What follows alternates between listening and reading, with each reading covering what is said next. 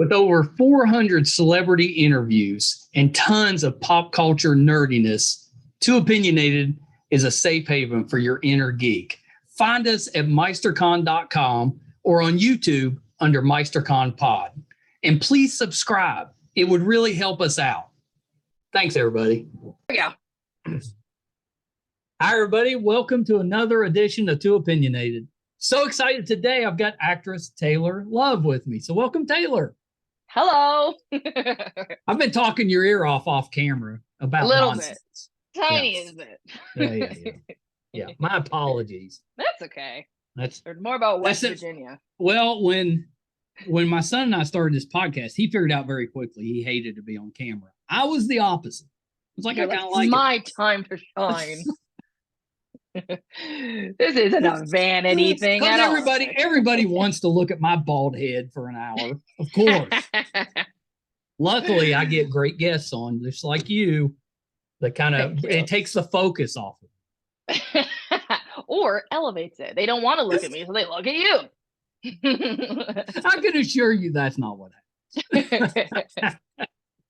So Taylor, let's start here because I want to talk about Shelved, but yes, before we do, yes, tell me a little bit because I think your story is really interesting because you started working so young. Talk a little bit about what got you into acting. Why did you want to become an actress? So I think your background behind you speaks a lot to me. Since I was young, I've been watching movies and TV, and I got conditioned with, fortunately for my family, Jurassic Park. That was my movie. It was like Jurassic Park, Grease, and something else. No, The Wizard of Oz. And those are good choices.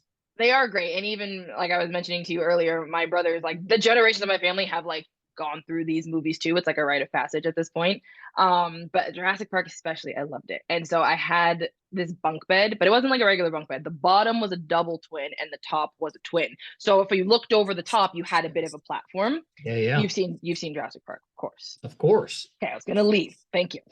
The first one was amazing. 1993, the one that the experience, the like when the dinosaurs walking and the water shaking and stuff. I mean, that was awesome. Peak cinema, in my opinion. But the end, when Dr. Zeller, Dr. Grant, all of them, they're on the dinosaur bones running from the velociraptors. I would be on my bunk bed dangling over the bottom bunk upside down. My grandma walked in on me a few times because she heard like tussling and bustling and she thinking something's wrong with me, and it's just me pretending I'm in the movie. I asked my mom because I didn't remember this, but she told me, and I remembered. She's like, she walked in on me. I kept getting walked in on a lot. I was watching just movies by myself. The goat in Jurassic Park? That's the T-Rex speed. The poor goat. So it's chained up, right? My mom said, I walked in on you once and you had tied a jump rope around you to pretend you were the goat. And I was like, oh. So anyway, my grandma said, of all the things you could pretend to be out of that movie, you chose the goat. The goat. I was the characters. The T-Rex coming in from the car. That was me on the bottom bunk. So my grandma looking at me, and I don't know if she was biased, but she's like, this child, like, she belongs on television. I guarantee she was biased, but that doesn't mean she was wrong. Yeah, that's what I'm going to say. She might have been biased, but she's not wrong. So at 4, I got an agent. I got my first commercial, which I vividly remember. It was Nestle Toll House cookies, and I just get to pull apart a cookie all the time. And I knew that I liked what I did, and then I kind of just would go to auditions. I guess, like, I'm trying to remember, but I vividly remember going to this one audition, and I remember what it felt like. And it turns out, after I booked the show, that it was one of like the longest running Showtime dramas that had an all black cast for the first time. And it was called Soul Food. And like, I look back at the pictures that my mom has, and it's, me with James Avery, with Usher, Diane Carroll. And I was just a little 6-7-year-old girl at work. And I had a tutor. Like, I couldn't make sense of it. And then now I look back and I was like, wow. Yeah, it was like a little bigger than you thought it was. A wee bit. But it was crazy. And I did like over 30 episodes, and I played the daughter of Kenny and Maxine Chadway, who to this day I'm still in touch with, who have gone on to do amazing things. And that's awesome. Yeah, and I auditioned for other things. I did a stint on a show called Doc with Billy Ray Cyrus, and I remember Doc. You do? Okay, you guys got Doc, and that's crazy. I don't know. I have no idea. And I remember that. We're big Billy Ray fans. gonna say it might have been around here because he was from this area. He was? Like he was from Kentucky, but it was close to us. Oh, okay. So then there was that. And I just remember this one scene. The episode was all about me, and I didn't even, at the time, I didn't know. And I remember there was this whole montage at the end where I had to hug him, and like the camera was panning on me. I just remember hugging for like 10 minutes. And it was just something that I did. And then as I got to high school, I was phasing out with the agent that I had. It was like a kid's agent. I was aged out anyway. Yeah. And so I went to a performing arts high school in Brampton, Ontario, where I majored in drama. So essentially I didn't have any electives in high school. I just had all drama classes for 4 years. So I did musical theater, I did theater, I did a little bit of vocal training, and I did 2 musicals while I was there. And so that was a great alternative to film and television. When you're young. It is. I look back and I'm like, wow, this was Taylor today couldn't do it. Like, just not a chance. But it was so good, and the fundamentals of drama that I learned there got the theater kid alive in me, because I was such a movie kid. And then I didn't sign with a new agent until probably about 2-3 years after I graduated, and I'm still with them today. And I kind of had to not restart my career, but emerging as an adult actor. And again, that's a tough transition. It is. And I think, even being a child actor, like even when I hear that, I'm like, was I a child actor, or was I just a child who acted? Because I feel like child actor is capitalized. It's, you did something great. Like I look at people now, Ki Hai Kwan from Everything Everywhere All at Once, who was in Indiana Jones. That's a child short round. You know what I mean? And it's really hard to jumpstart your career when you're an adult. And I think, kind of starting that 7 years ago, I just knew that I loved it. And that thing that I was doing when I was a kid, mimicking these movies and feeling like that fire when I watched something that I loved, it never left. So I really haven't given anything else a chance, because I just don't care about anything as much as I care about this profession wise. So that's literally what's helped me persevere, is, just loving it so much. And having to restart was different, but it was good because I got to retain more information. Because when I was a kid, I just went to my auditions and just got taken places I didn't really know. The amazing thing is you knew so early what you wanted to do, and you stuck with it. That's rare. Yeah, I guess. And I think when I look back, like if it wasn't for my grandma, who insisted that her grandchild be on TV, and my grandpa, he was a courier, so he just drove around a lot. So he'd always take me to downtown Toronto for in-person auditions at 3 p.m. on a weekday. Like I wouldn't be here. And I'm happy that it's aligned with me as much as I've aligned with it in my mind, because it's devastating when you want to do something, but it's just not meant for you. Right. So I'm very happy that it seems to be continuing. Yeah, you're doing pretty well. I guess. I don't know. I think you are. It's hard to believe that it's been 20 years since Soul Food was on. Yeah, it was 2001, and I'm born at the end of the year, so I was barely 7. And even today, like just even people that I've spoken to, like on Shelved, for example, like there's crew members who worked on that show because it was so big in Toronto. And I was like, I don't know. It's crazy. And I'm so beyond thankful that I might not have understood it back then, because it was an adult show. I just remember having my ears covered a lot if I wasn't being shown in a scene. Like I didn't know what was going on.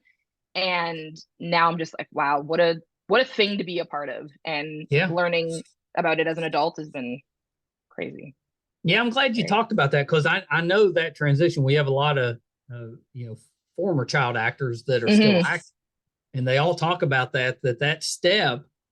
You got to take that step at some point, and that it's difficult. That first time you got to go and get in kind of an adult role. That's a hard thing to get. And I think for me, I'm not saying, I'm happy that I didn't have bigger roles, but I think because I was a part of adult shows, I didn't really get that baggage of like, oh, you're a former child star. Yeah. Go be great. It's like, I had the credits and I'm so thankful and I had the experience, but like those were adult shows that I happened to be a part of. I wasn't the star of some kids show for 20 years or 10 years that I can then have the expectation of like, okay, like keep wowing us. I was able to grow, and I love that I've had that grace to be reintroduced. That's a good way to look at it. Yeah, and I had a director. I did a show that was filmed here called Mary Kills People, and it was a great show and a wonderful time. And the director of that episode directed my episode of Doc, and she's like, do you know what? She's like, oh, I'm the director. I'm like, oh, nice to meet you. Like they usually come and introduce themselves, and she was like, oh, I directed you on Doc back in like 2002, and I was like, what? And she's like, no. She's like, I saw your name, I saw your audition tape, I thought it was great. Like, I'm just so happy to see that you're still here. And I was like, I had to make you feel good. Do you know what I mean? And I was like, wow, it's just crazy. It's crazy. I'll tell you a funny Billy Ray. I think it's funny anyway. Tell me. Story. So my former mother-in-law, so my ex-wife's mom, got tickets to go see Billy Ray. Mm-hmm. And I was like, okay, whatever. He'd only had, the only song he had out was "Achy Breaky Heart." It was brand new, and the song. But she just loved him. But then as it got closer to the concert, she started thinking, well, maybe I shouldn't go to the concert. Why? Which was ridiculous. I don't know. She thought it was too much, or it wouldn't look good for whatever reason, whatever. So she decided not to go. Well, then I had to go. And at the time, I was not a Billy Ray house. But so my wife at the time, we go to the show, and it was pretty good. But I was laughing because he played like 7 different versions of "Achy Breaky Heart," because that's all he had. So he's headlining a concert with one song. He played for about an hour, but 90% of it was "Achy Breaky." That's so funny. He did have, now I'll take that back, because he did have, like, he came out with that one song he did with Dolly Parton, Romeo or something like that. Where it was Dolly Parton's song, but he had a pretty big part in it. Well, he sung that song. Okay. Without Dolly Parton. Without so he Dolly had Parton? that song, "Achy Breaky Heart." That was it. Ride in the wave. I like the enthusiasm. I don't think anybody cared. They loved him so much, still do. I see so many videos. Like, I remember not knowing who he was, but my grandma knew who he was. Yeah. And I don't know. I grew up, like, obviously on Hannah Montana. And so I remember looking at that and be like, Miley, that I worked with him. And as I got older, I understood, but like the phenomenon was before my time. And I get it. Like, I've seen the videos. I'm like, I get how this. He was like country Elvis. More or less. Nicest guy though. I remember having a great time with him. He was really nice, looked after me. Sometimes like people can be a little not dismissive of kids, but like they're nice to you because they're your co-star, but like they don't talk to you. They don't want to interact with you. And I remember him being so kind, and my mom remembers him being so nice, as they should be, but he was very nice. I think that's great. That's pretty. That's what you want. Mm-hmm. If you were a child actor and people were just terrible to you all the time, you wouldn't stay in the business. No, and I think especially on a show like Soul Food where it was a family dynamic, I really did feel like these people were my family. And especially now growing up 20 years later and seeing, like, I still call Vanessa Williams like mom, and I call Rockman like my dad. And it's just a phase of life. And I have all these pictures from that time. And thankfully my mother just bombarded everybody with pictures, but I have them to look back on. And it was like, wow, I really was. Every photo is everybody embracing me. And I was just this little kid at the rap party. But because of who I was in the show, I didn't feel like a nuisance, you know? So yeah. Well, yeah. I value that a lot. I think that experience is terrific. Yeah. That you kind of got to go through that. Did you go at that time? Were you going to school, or were you doing school like on set? So I was enrolled in elementary school in Etobicoke. Anybody who's from here will know where Etobicoke is. Basically just 20 minutes down the street. But I did have a tutor, and so I did have to do school. Her name was Cynthia. I do remember that. And I just did school, and I remember the weird feeling of like knowing I wasn't going to be in class the next day and getting pulled out, and like kids like, oh, where are you going? And I just, how do I explain? Like, I'm going to work and I'm 7, but I did have to get tutoring, and I don't have any gaps in my education. So thankful for the rules for child actors. Yeah. It's not easy. People think, oh, it's great to be a child actor. It's kind of hard. There's so many rules. It can't be on set past a certain time. And it's even better now. But like kids, like I know from experience and knowing people that work in the industry that if you're working on a kids show or there are children involved, it's like a ticket, because it's like, we got to end at a certain time. They can't be on set too long. Very, you know, so I did that for everybody. But yeah, tutoring was great. I loved it. And there was only me and I think 2 other kids, and one was like a baby. So it was kind of just me. And I loved it. That was great. We saw you pop up on Working Moms with that. And that's what we, like when we saw you on Working Moms, that's what we said. We're like, that's that soul food girl. Yeah. Wow, look at her. She doesn't look any different. And did I see you like on the first episode of Kids in the Hall? You did. Yeah, when they that came was back. Crazy. Oh my gosh. Yeah. Listen, I remember growing up, and I have a cousin, not had a cousin, still have her. She's great. And I used to hang out at her house a lot. And then her dad was married to another woman who had kids. And one of her daughters obsessed with Kids in the Hall. And I remember being like 13, 12, being like, what is a kid in the hall? Like what is that? And I remember back then it was like kind of niche to like that thing that nobody your age it was kind of knows cool. what it is. Yeah, and I remember she was in love with Dave Foley, and I'm like, who is Dave Foley? Like, who are these people? Wrong demographic. And then I hear they're getting rebooted, and I obviously, as I grew up, I understood who the legends of Kids in the Hall were and Canadian talent. And I got cast in that, which was great. I actually did an audition for that. I was supposed to audition, and I like fell and hurt my ankle, and so I told my agent, I'm like, can't make the audition. She's like, oh, just send your demo, like if they want to see you, I'm sure in a few days. Didn't hear anything, and then I got it, and I was like, that's kind of historical. Just to learn. Did you call your friend? I didn't. So because it was so long ago, I don't really know her, but I'm like, my uncle is still my uncle and his wife is still his wife. So I'm sure she may have related, but I just remember never knowing what Kids in the Hall was until I was like 12. And I was like, whatever that is. And I just didn't know.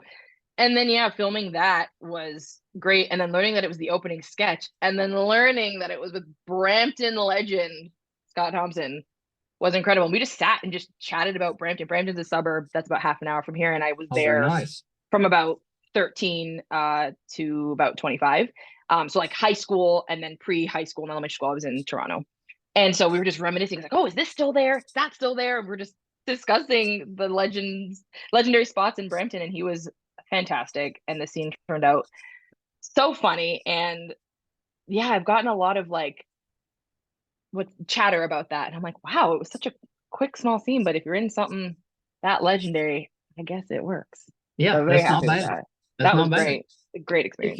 If you were a kid agent, like if that's what you did as a kid agent, wouldn't it be difficult to let that, talent go once they turned whatever age? I think I'd learned to be a regular agent. I think I had a really great agent from like age probably 8 to 12. And he genuinely like didn't take kids over like 11 years old. And I think there's a great market for children who can take direction and have talent. Yeah. Because I look at some kids, like I've done a few auditions like a few years ago with my brothers, and I'm like, one of them just doesn't take direction great. He just was kind of shy. And the other one is very main character, like loves the attention. But I think if you're an agent working with kids and you have that kid, or you have those batch of kids, run it. And then I think a lot of kids just kind of stop. Like it might not be a lifelong pursuit. So that chunk of time could prove like profitable / worthwhile for the agent. But that'd be kind of cool to have like the same agent your whole life. I think that'd be kind of cool. That's interesting. Or if they, maybe they could help you transition to a new agent. Yeah. But I guess if it's too young, that might be difficult if there's a gap between like when you stopped and when you become an adult. Yeah.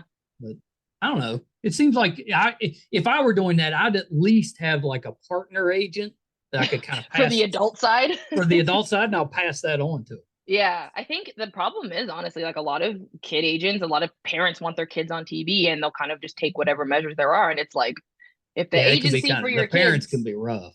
But it's like if the agency for your kids is asking for 10 grand up front, perhaps not. And it's just it can get a little muddy with kids because everybody wants their kid to be the next Disney star. Of course. So I'm very thankful that I had great agents and put me in positions where I can look back on it. Am I crazy, or should we open an ad agent or a talent agent? The West Virginian Torontonian branch. That's right. Of Too Opinionated children.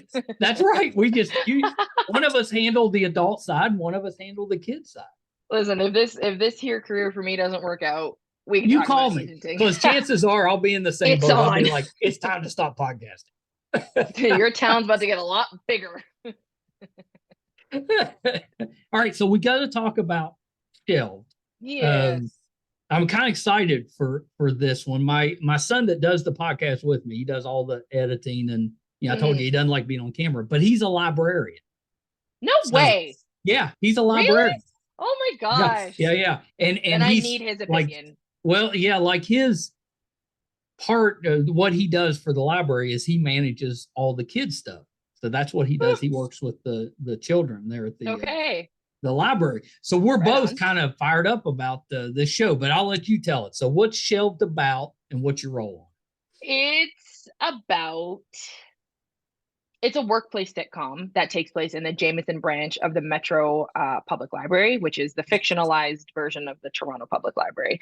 And it comes from the brilliant mind of Anthony Q. Farrell, who you might recognize from The Office. That's certainly where I recognized him from. And when I got the audition, I was like, Anthony from season 5. And I love The Office. I love workplace sitcoms. Yeah, and it's authentically set in Toronto, specifically a suburb called Parkdale, which is just down the street from me. And Parkdale is its own little environment with specific kinds of people, and it's awesome. And I think Toronto has a habit of being, luckily for us, used as other cities. So we've been New York, we've been Philadelphia, Chicago, Gotham City. It was a shock to me when I found out that Canadian cities are actually where stuff is filmed. It's not That's that tax credit. Yeah. So it's good for, now that there's new rules in place, it's great for us Toronto actors, because when that American production comes here, they can't just come here and not use the talent here. They have to have there is a bit of a stipulation about that. Yeah, that's awesome. But I love that it's authentically set in Toronto, specifically Parkdale, because Parkdale can be a little bit of an overlooked area if you're not from there or near there. And you'll see what I mean in the show, because the Jameson branch kind of represents the uniqueness of Parkdale. It is an underfunded branch. And yeah, it's about the employees and patrons of that branch and how we kind of go about our library. And I think one of the main messages, and I'm sure your son can attest to this, is like, public libraries are very important. And it's a privilege if you don't rely on them for printing a resume or studying on that computer or checking out a book. It's all about community. And I think within the dynamic of the employees, there's a community, and then the employees and the patrons, and then the outside world feeding into who we are and what we are as a public, like a public branch, is so important. It's really highlighted. My character is Sheila Boyd. She's tenacious. She's hardworking. She's very mature. And I like that I can kind of lean into that, because more mature than me. And especially if you're from Toronto, you're going to know that it's almost a lot of people here are descendants of Caribbean immigrants. Oh, okay. And so is she. Yeah, I think that's the difference. A big difference between Canada and the US is, if you're a person of color or you're Black from here, you probably have Caribbean heritage. It's not guaranteed, but that's a big thing in Toronto. We have Caribana. I didn't know that. Yeah. So I've noticed that when I go to the US, is like, people from the US are from the US, and that's kind of it, because our history is a little bit different. Yeah. So having the Caribbean immigrants is very fundamental to my character and what she does outside the library. And she's juggling a lot more than everybody else. She only works at the library part-time, and she works at the settlement desk, which is where immigrants will come to find resources on how to be in the city. And outside of that, she is a law student.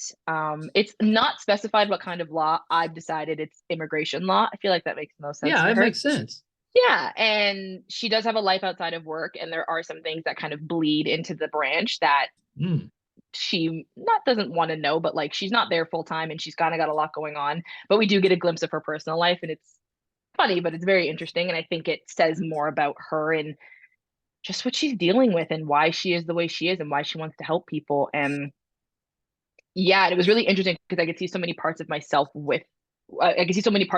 in her, but we are so different. I left university twice. She's a law student. We're different. You know what I mean? But I really admire her, and she has a lot of strength, and she's just dealing with a lot, and not in like a negative way, but just she's always on the go. And you'll see that in my outfits, where she's very stylish. She's a big fashionista, but like, she's got that change of clothes ready in her bag to go to that next thing and get done what she needs to get done. So I really respect her hard work and her ethics. Yeah, it seems like there's a lot of room for comedy at like a desk where you're helping people that are coming to the city. There is, and I think I would hope in season 2 we lean in on that more, because you see me there and you see me doing that, but it is about where I fit with everybody else who's like a permanent employee. And another thing that our show does is it's real people, it's real characters. You know that guy, you've seen that girl. the head I of the love that. branch, her character's name is Wendy, played by the beautiful Lindy Greenwood. And she's who I would have as a librarian at school. She runs the branch. And there's a great character named Bryce who represents a certain class of people, and his views are his own, and he's very outspoken. He's maybe a little bit more conservative, and that's fine because we exist amongst other people, but it really does embody like different kinds of people with different backgrounds all in Yep. one space, trying to make it work. And Well, that's what makes a good comedy when you've yeah, got all it's these so funny diverse though. people. Like genuinely, not even in the most unbiased way possible. It is so funny. And I've been to the table reads, I've shot the show, and I'm still laughing. Like it's just so Oh, good. it's And I'm with exciting. true comedy kings and queens. Dakota Reheber is a stand-up comedian. Chris Sandiford, who plays Howard, who's quite I shot a lot of my scenes with him. Stand-up comedy every other Yeah. day. Like I'm with true comedy kings and queens. And so it was just great. We have Robin Duke, who's like SCTV, SNL, like she's a Yeah. Robin Duke's pretty Canadian awesome. legend. Yeah. Legend. And just the way we kind of flow all together, I believe it. We got a whole set built. The Toronto Public Library donated, I think it was 25,000 books to make up our Wow. set. So it's Wow. real books. It's real, like there's a kids section, which I'm sure your son will appreciate. And yeah, That's awesome. it's a very realistic take on libraries. And Doesn't I'm it come excited out that like today? it comes out in 5 hours. Yeah, that's what I thought. I'm I've seen super the first two excited. episodes. I've seen the first two episodes, so I'm less like jittery because I don't know what's gonna happen. I've sat in my home and watched, and it's great. But I'm so excited for everybody to see it and just fall You're in love not with having it. a watch party? You don't have all the family We coming over? are. So it's Okay. not even that. The production is putting it on. So in 3 hours, I got to change clothes and go there, and I'm just so excited. I haven't seen everybody since we wrapped 8 months ago, almost. So Oh, it's it's exciting. good. It's so exciting. It's great. Is it a dress up occasion or a casual occasion? It's a little bit of both. It's not too casual, but it's definitely not like, red carpet glam gowns. It's a more of an intimate internal, if you were part of the cast, crew, etc., and in the sphere of people that are involved in the show. So I'm so excited. Yeah, I know. I'm so excited about it because I've said this for a while. We need more comedies. I think so too. It seems like we've kind of we're in a lull. There's not a ton of them out there. Yeah. I think the sitcom that maybe you grew up with, and this is not me making a dig at when you grew up, but No, but it's true. Sitcoms are different. They don't have laugh tracks anymore. Some of them are single camera, and it's like, yeah, this is not a filmed in front of a live audience with 3 different cameras. It's different. It's real, and that's the kind of comedy that I love. I decided to watch The Office like 5 years ago, and I still just cycle it like it's on in the Oh, I do background. And too. that kind of comedy is Are just the not a. are the characters talking to the camera? There are it's coming out tonight. There are no talking heads, so it's more Okay. it's The Office in the workplace sense, but I think we also resemble a little bit of Superstore, where there's kind of those Well, I like random Superstore. cutaways. I Yeah. love Superstore as well, and I think we are our own show. And I love that about us because nobody wants a rinse and repeat style of show. But I think, yeah, we share common elements, but we are our own brand of comedy. Yeah. And yeah, the cutaways are definitely more Superstore-ish, but there are no talking heads. Okay. Did you get to do an accent for Sheila? No. And you know what? I loved it because being a Torontonian, being a Canadian, there are some things that I pronounce that Americans do not. And so when I do a self-tape for an American production or something that's requiring a a general American accent, I have to tweak some words. Yeah. So this one, I live down the street from where we're supposed to be set. So there was nothing for me to change. And I think there is a peace of mind in that. I don't mind my accent. Like I do not have a thick Toronto accent. If you ever come here, if your wife comes here again and you come with her, you might hear what I'm talking about. But oh yeah, yeah, I certain do words that I have have to a tweak. pretty thick West Virginia accent. Do you? I can't hear it. Okay, Yeah. I know, but I like it. Subtle. Like it's subtle. It's like it just flows. I love it. But yeah, the general American is, not too far from the Canadian, but we have certain words like out and about. A lot of people think Canadians say about and oot. Yeah. It's not. It's oh, not ooh. Oh, about. There you go. Both. Exactly. So for us, we didn't have to change anything. It was authentic. All of us are like Canadian. That. Yeah, it's good. And you'll hear it, especially with Wendy, because even watching the show, Lindy is from here, but she lives in California, and I can tell that I'm like, ooh, you got to get your Canadian accent back. But it sounds great. It sounds great. It's so good, and I think it's fine. Is People it should know what Toronto difficult sounds like. when you're supposed to not have a Canadian accent? Is that difficult, or at this point can you go back and forth? Not anymore. I used to have to highlight in my scripts like, oh, one that I can't even to this day. Like, oh, what are you talking about? Like Canadians would say, oh, what are you talking about? Boat. Yeah. It's out and about, and I just had to kind of do that reflex, and now it kind of comes a little bit easier. But there's just certain words that you can't punch in an American accent like you do in a Canadian. So it's not too terrible for me anymore, thankfully. You know, because if you slip up during the filming, we might be like, hey, I think this is in New York. Wait a second. There's so many shows that I put on, it's like a random alley, and I'm like, that's Toronto or something. But yeah, you can't get the boats. I was in California it's like once. Toronto and Vancouver. Vancouver does it too. Vancouver's not terrible, but Toronto's got like a particular insular accent that's very exaggerated, that it's just like, even to people who live here, it's like, okay. But I was in California once, and my mother on Soul Food, Vanessa Williams, at the time was on Days of Our Lives, and she brought me to set, and I got to meet people that I've seen on TV for years. And there's this one young guy who was in hair and makeup, and he's like, oh, nice to meet you. Like, how long you been here? And I'm like, oh, just a few days, just, kind of seeing what's going on. I said the word about or out. And he's like, oh, careful. You got to lose that if you're going to work here. And I was like, what did I say? And he's like, oh, you said, oh, it's out. And I was like, I just never forgot it. Yeah, if you get caught on it once, it would stick in your head, I think.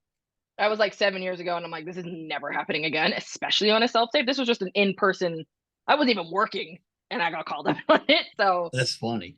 That's funny. Yeah. So I understand that you're good with horses. I am. Yes.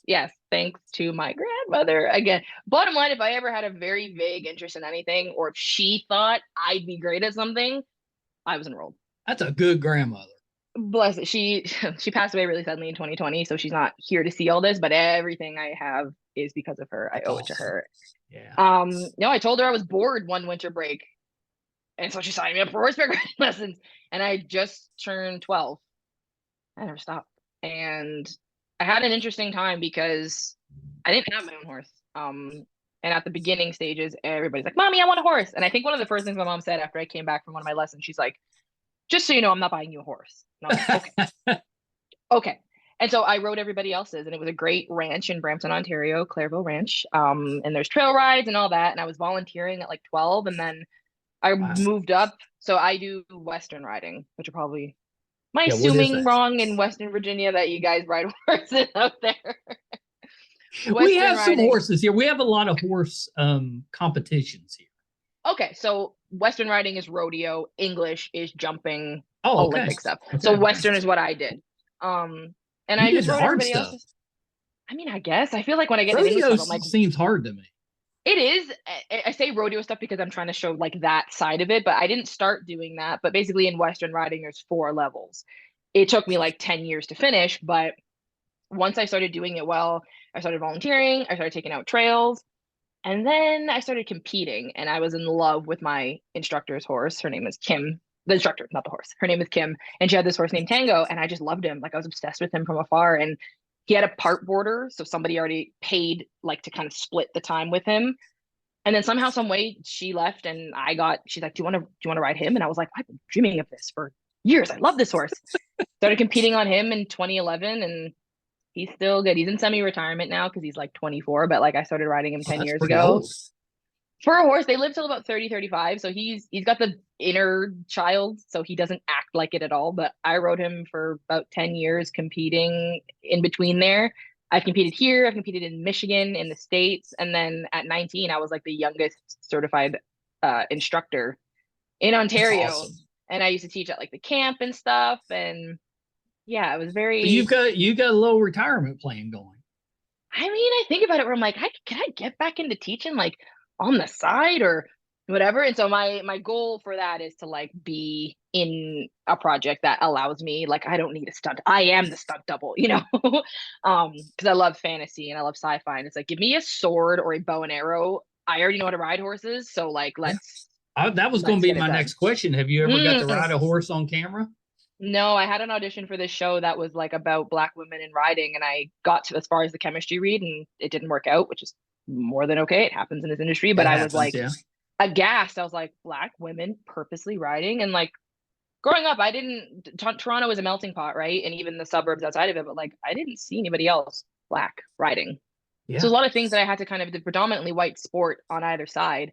And I think reflecting that in media is a big thing because people don't think Black people ride horses. So like, why would they write a movie about it? Why would they put them in fantasy or anything that is outside the norm? And so for me, it's like, oh, that's like bucket list. Like that's gonna Wheel of happen. Time. We need to get you on the Wheel of Time.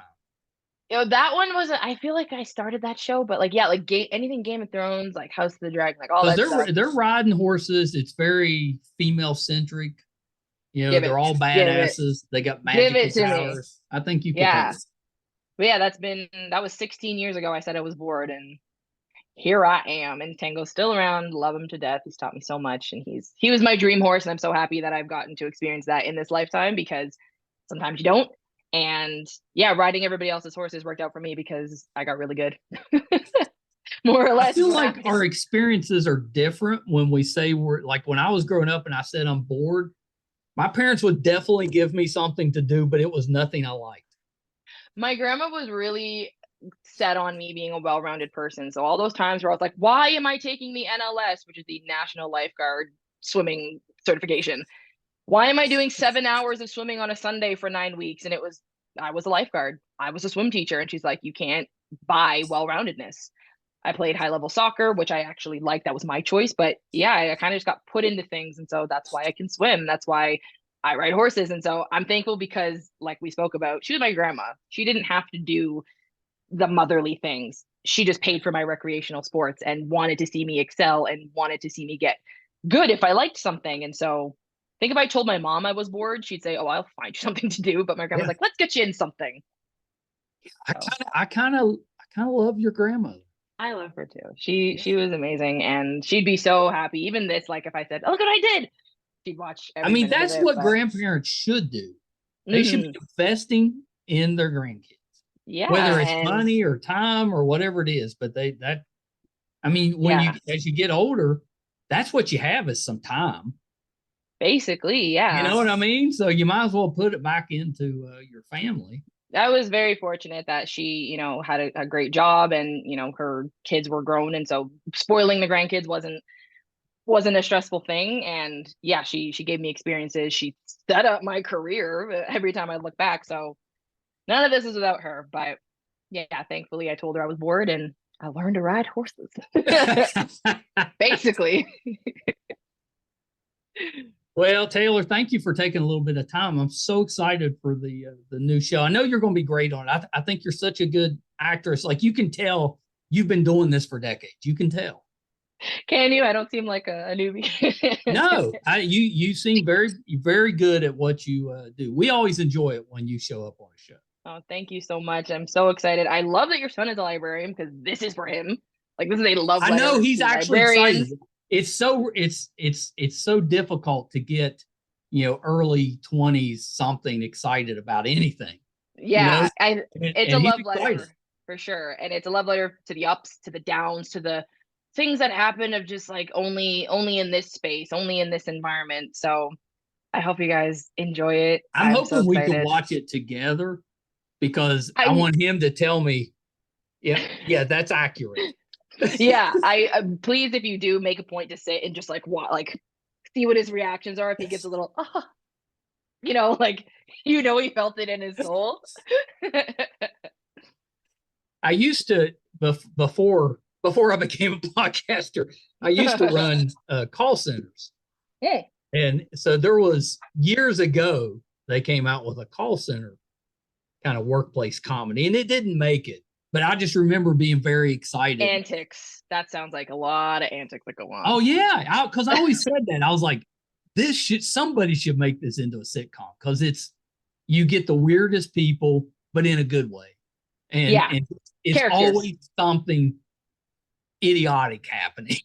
Oh, I'd absolutely watch that because even in real life, I see what goes on in call centers or like being on the other end. I'm like, you guys got to different world. You know what I mean? It's crazy. It's crazy. I was happy to leave it behind, Yes. but yeah, I put my time in. But it's interesting looking back on it.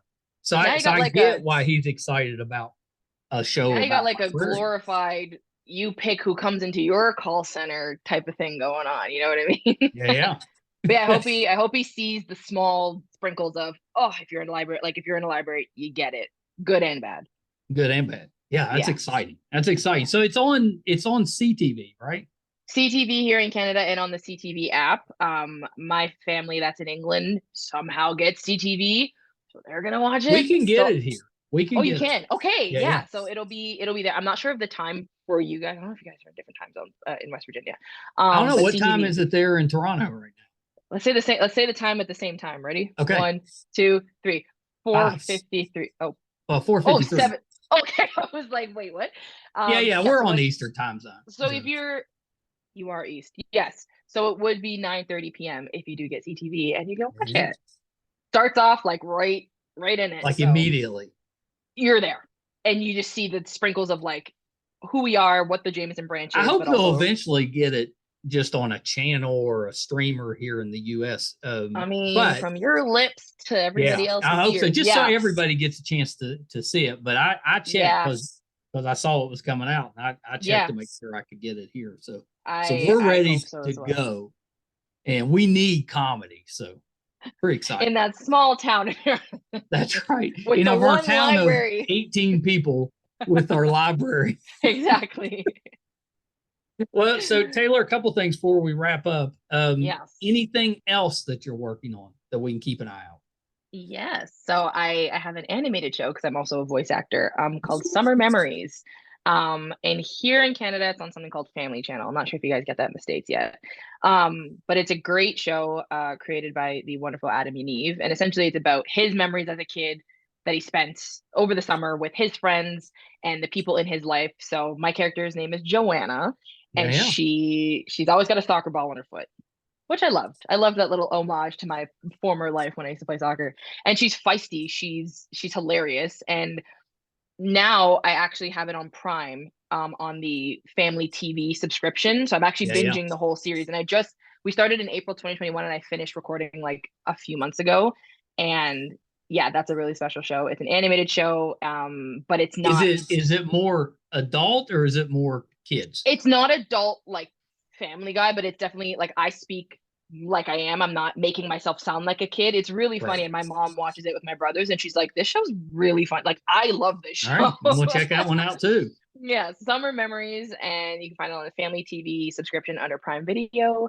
And yeah, we're nominated for a few CSAs, Canadian Screen Awards, here in Canada, which is great. So what do you think about the voice work? Do you like it? Do you prefer it? You know, what's your thoughts? I don't know that I prefer it. I like that I have the duality. I started in the pandemic, and a friend of mine who's very much a commercial, like her full-time job is voice work, kind of just gave me a crash course. And the pandemic came and I was like, I got nothing else to do. So I turned my closet into a booth at my mom's house and started, just dabbling on the mic and seeing what was going on. And luckily for me, a branch of my current agent here has a great voice representation. So I kind of pitched myself to her and she started just sending me auditions and I was like, okay. That's awesome. And I booked Summer Memories about a year into voice work, which was great. And it's not that it's better or I like it better. It just requires different talent out of me. And I love that I can just be in my pajamas and do what I got to do. And especially a character like Joanna, who's like, and she's bringing out my inner child. Yeah, standing at the mic, just being like this and doing all types of things. It requires a different part of my brain, which I really like. And I love flexing that muscle. And then having the other side of being on TV and being able to change my voice. You might not even think it's me. And I have that duality and I can go across a bunch of different things. I'm also really into video games. So like mocap video games is the pipeline I want to kind of go. I was going to say, you need to get into that. I wish. I've done a few auditions because we have a lot of video game stuff that happens here. And yeah, I've done a few auditions and they've been really great. And that's that other side of acting where it's demanding, like just because you're not being seen like film and TV, it's hard. It's specific. It's a specialized training. And I wanted the voice actors we've had on the show, and we've had some pretty good ones. Yeah. They always say that it's harder to get into voice acting than into acting. It's a more select group. I think so, because there's a lot of people that can get into acting because they've got a great look and they have, Right. they might not be multidimensional. They might have their one genre, and that's great. With voice, you have to sell everything. You can't see me. I have to sell it in my voice. And so utilizing my voice as an instrument required me to listen to my own voice at the beginning, which anybody listening, sorry in advance. No, I'm kidding. I know how that is, because when we It's first started doing the jarring. podcast, having to listen to Yeah. myself, I was like, oh my Lord, Yeah, it's nobody's ever really going to listen. jarring. And after a while, because I had a booth, I kind of just played on the mic. I got used to it, and I got used to hearing what I didn't like. So why would anybody else? And I've learned how to tweak myself on the mic. And yeah, I've auditioned for like soldiers and children, and just seeing like, can I stretch my voice? Like, let's see. It's really cool, and it's different. And I haven't been doing it since I was a kid. I had to learn it as an adult only in the last 3 years. So it's kind of like this pocket of my career that is very new still, and it's going well. So love it. Well, congratulations. That's awesome. That's Thank awesome. you so Yeah, I'm much. glad you brought that up, because I love the voice acting stuff. I think it's Me too. I love it's it. exciting. So, okay. So last thing, where can we Yes. find you on social media? You can find me on Instagram. My username is TLove with 4 V's. And I'll interject there because everyone's like, why?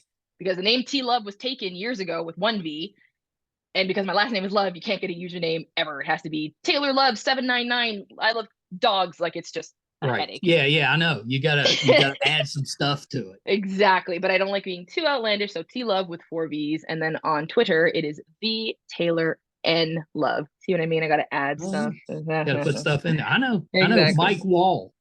There's a Yeah, I feel million. like that's not Michael Wall, Michael C. Wall. Like, you gotta just, I get it. Yeah. Yeah, So it's tough. that's where you can find me. Yeah, very good, very good. Yeah, that's so you've got the fun one in Instagram, and then the angry one in Twitter. More or less, So yeah. you're covered. Basically, yeah, exactly. No TikTok? Just as a viewer, I Me haven't too. put myself out there just yet. I don't know. I think with the way my career is going now, it's really great, and I don't want to lose that kind of consumer. Like, I just like TikTok because it makes me laugh, and I have learned so many recipes. So for now, it's just there. But if I ever do go on TikTok, it is the Taylor Love. I have an account, but there's no video. Yeah. Not yet, anyway. Yeah, I know TikTok's a little scary. You gotta. It's overwhelming, and everybody wants to be on it, and I'm like, I just want to laugh. I don't want to make any money. I just want to laugh. Yeah, although there are some talented people on there. Some of the most talented people I've ever seen, or like discovered and then looked into them further. If I have a problem, a cleaning problem, a recipe, somebody on there is teaching me. So thank you for that. Yeah. But I'm just a viewer. I think that's okay. Well, Taylor, thank you so much. You have to come back. Of course. We'll do this again. Maybe after the season premieres, we can talk again and see how it went. Can spill everything. Yeah. Tell you behind the scenes stuff. Get all the dirt. Mm-hmm. I hope that the show goes terrific, and I think it will. I think it will. I looked at the cast. The cast is really great. Stellar. I think you're a talented actress. It's a great idea. We haven't had a library comedy yet. No, ever. And we know that the workplace sitcom works, and it's our own. So sky's the limit. I've been saying that since day one. Yeah. Like, I agree. Okay. All right. Hold on one second. All right. So that was the talented Taylor Love. So the new show is Shelved, a library workplace comedy. I think that there's so many possibilities for comedy in a library show. I'm super excited to check that out. So it's on CTV currently. So if you can get that app, download it, watch it. You may be able to get that on Amazon here. So it may be worth checking out. If not, hopefully it'll quickly get picked up by one of the streamers, and we can. It'll be a little easier to access here in the States. Hope you enjoyed that. Taylor's such a talented actress. Big fan of hers. Hope you enjoyed the conversation. She was a fun one. If this is your first time finding us and you'd like to support us, we can definitely use the support. We've been doing this for a little over 4 years. We've got closing in on 550 episodes, so there's tons of content. The majority of that is interviews, although we do have some just geek pop culture related episodes that are hilarious that you should definitely check out. Majority is interviews. I guarantee you will find some of the best people on there. You'll find people that you're fans of, and you'll find people that you will become fans of. So definitely check that out. I would put our guest lineup up against any other podcaster talk show. I think it's outstanding. So if you want to support us, a couple of ways to do it. If you prefer to watch, our YouTube channel is MeisterCon Pod. So you go to MeisterCon Pod on YouTube, just hit subscribe. Help us a ton. Just please subscribe. It's free. If you're listening, wherever you're listening at, whatever podcast application you're using, subscribe there. That'll help us out as well. You can find all 550 episodes, audio and video, on our website, meistercon.com.